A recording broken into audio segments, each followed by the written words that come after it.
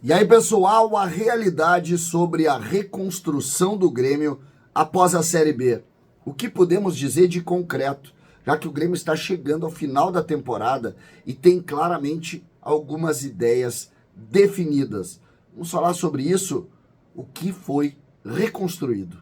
César Cidade Dias falando de Grêmio aqui no YouTube, papo de gremista pra gremista. Agora, últimas unidades. A minha cadeira azul. A gente fez uma doação ao Terra de Gremistas e esse livro por R$50 para ajudar a Terra de Gremistas e os projetos lá no Maitá.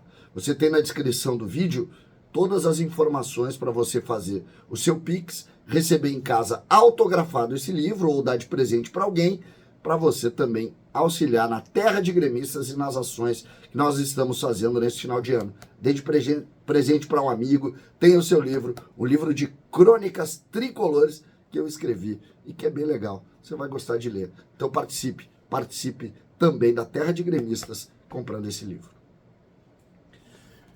Gente, a Série B, ela tira a autoestima, ela desmancha a autoestima de qualquer torcida.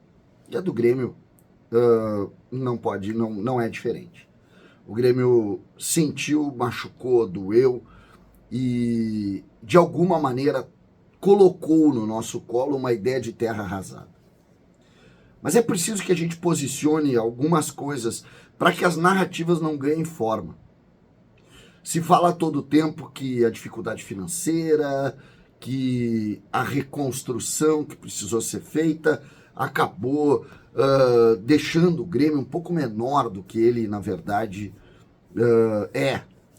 Só que quando a gente vai para a prática, e futebol é prática, a gente não enxerga isso.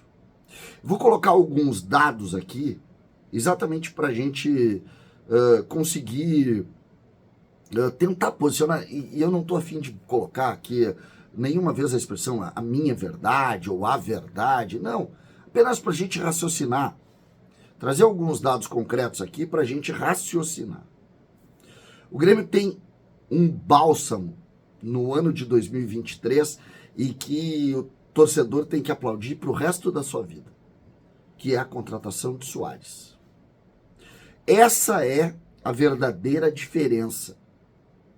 E nós vamos ver que de fato é isso, ou foi isso, que mudou o status. Depois a gente vai falar algumas vezes sobre esse assunto, com alguns outros dados e coisas desse. Eu estou fazendo uma pesquisa sobre isso, do ponto de vista da visibilidade que o Grêmio ganhou a partir do Soares. Mas tirando o Soares, o Grêmio não mudou muito. Contratações, o Grêmio fez mais de 15 contratações. Aí a gente vai para a prática. O Grêmio, nos goleiros, o Grêmio usou quem tinha. Ah, é verdade que o Kaique jogou o último jogo? É, mas o goleiro foi sempre Grando, que já estava. Na lateral direita, o Grêmio contratou o Fábio e o João Pedro. O Fábio não aprovou. E o João Pedro, que aprovou, teve 3. A soma dos dois teve 6 lesões musculares. E o Grêmio não tem uma confirmação na lateral direita. Apesar de eu, particularmente, gostar muito de João Pedro.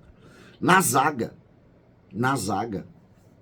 o Grêmio mais utilizou Kahneman, Bruno Alves e algumas vezes o Jeromel.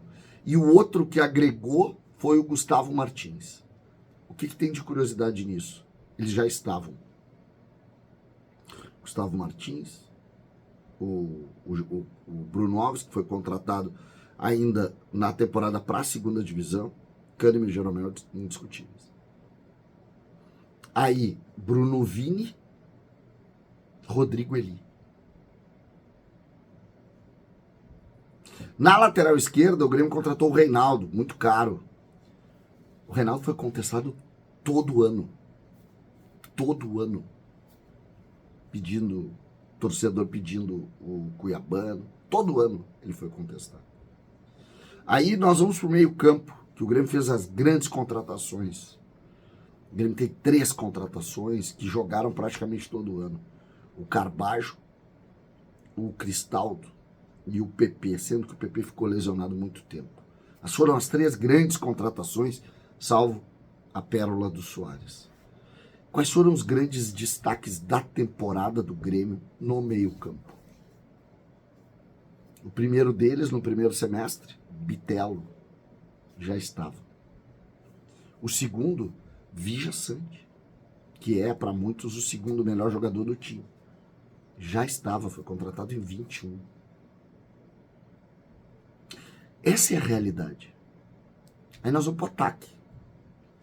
Aí, no meio-campo também, o Grêmio contratou o Natan Pescador por 3 anos. O Grêmio contratou o Luan, que ainda não conseguiu jogar. Eu estou só resumindo o uso. Aí nós vamos para o ataque. O ataque, o Grêmio contratou o JP Galvão, o Gustavinho, o Galdino. Quem é que jogou e quem é que está dando esperança? O Bessosi o Grêmio contratou. Aí tu vai para a prática, quando engrossa o caldo entra o Ferreira, agora o Natan Fernandes, lá no meio campo a gente tem a questão do Ronald também, todos jogadores que já estavam, ou das categorias de base, ou jogadores que estavam no elenco, como o caso do Ferreira. E aí depois tu tem Soares, que é a diferença. Vejam que na prática,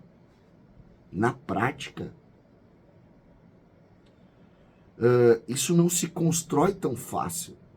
Então, quando se fala, nós tivemos que contratar 16, 17, 15 jogadores e reconstruir o problema que aqui... A gente vê que na prática não foi assim. Não é totalmente verdade dizer que tudo foi reconstruído. Porque não é verdade. E aqui eu não estou dando opinião.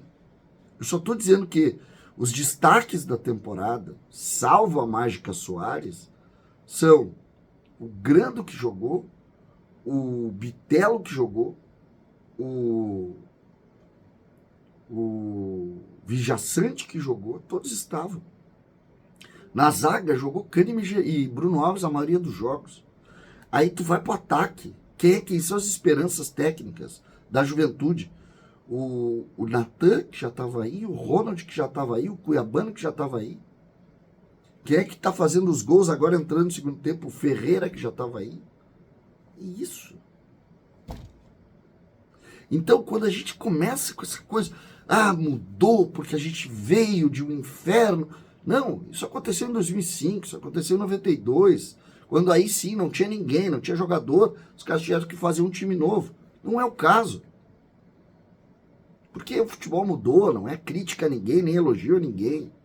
O futebol mudou. O futebol hoje tem contratos mais longos, na época não tinha. Mudou. Só que nós não podemos repetir um discurso que não é verdadeiro. Não é verdadeiro. Peguem o número de jogos do Vijaçante. Peguem o primeiro semestre e vejam quem foram os melhores jogadores. Peguem a ideia de escalações constituídas. Não as estreias. Aí tu vai dar, mas o Bruno Vini jogou tal jogo, o outro jogou tal jogo. Peguem na prática. Prática, base dos jogos. Quem tu te lembra? Tu vai ver que esses jogadores são os jogadores que constituíram o trabalho. Todos eles. É verdade que teve que contratar o lateral direito? É verdade. Mas também é verdade que um dos laterais direitos que foi contratado para ser titular fracassou. É verdade que o lateral esquerdo é quem está jogando, mas ele fracassou. Os volantes principais do Grêmio não foram contratados. Meio o Grêmio não tem contratação que seja unânime. Agora, existe um grande guarda-chuva que é Luis Soares. Luis Soares é uma linha genial dos dirigentes e nós temos que colocar isso, porque essa é a grande verdade. A verdade é Soares e um projeto igual. Igual. Sem nenhuma nenhum ponto de agregar. Essa é a realidade. E aí, nós precisamos aqui conversar, porque esse status, no ano que vem, sem a figura do Soares, pode ser perigoso. E aí eu acho importante que a gente reflita sobre isso, inclusive para se dar ou não a manutenção do Renato. Porque depois perde o Soares, perde o Renato, e aí começa toda aquela onda de novo de conflitos entre gremistas para saber como que o Grêmio vai trabalhar. Sem Soares, o trabalho é muito menor. Muito menor. Inclusive, com dúvidas sobre o futuro. Dúvidas sobre o futuro. Vamos pensar, gente. Vamos tentar pensar. O Grêmio tem uma grande esquina para vencer. Uma grande esquina para vencer. É muito mais difícil do que a gente imagina. Os números estão dizendo isso. Os acertos estão dizendo isso. A mágica do Soares tem data para terminar. O Grêmio precisa se reconstruir. E vocês estão vendo aí como é difícil se falar na expressão reconstrução e principalmente tentar entender o que isso quer dizer. César Cidade Dias falando de Grêmio aqui no YouTube.